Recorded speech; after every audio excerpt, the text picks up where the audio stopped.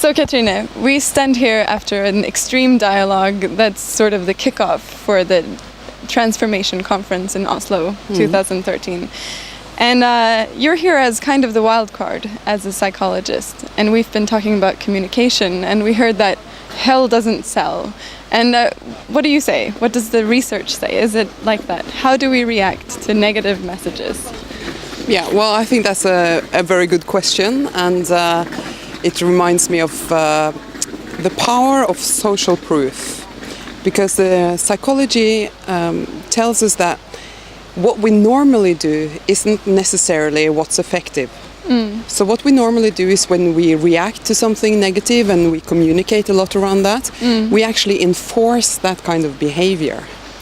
So if we really want to change, let's say, climate behavior, then it's wise for us to communicate in a way that draws up to the surface how people are thinking, feeling and doing towards that change.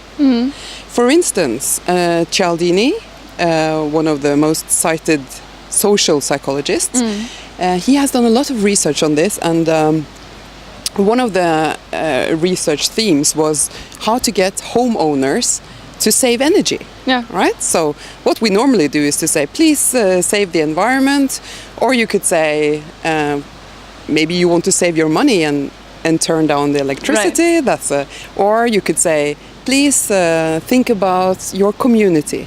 Yeah. Okay, so those are three messages. But when he said most of your neighbors are saving energy, that was the one message that really stood out.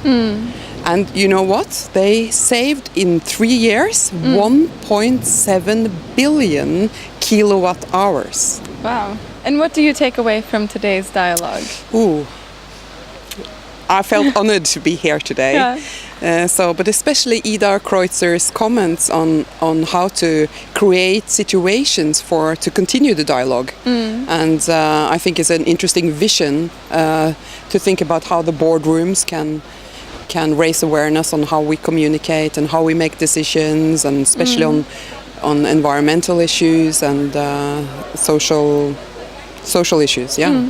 So I think that's a important thing. And also the last comment from that was made, how can imagine, talk to your neighbor and imagine, what kind of future would you like?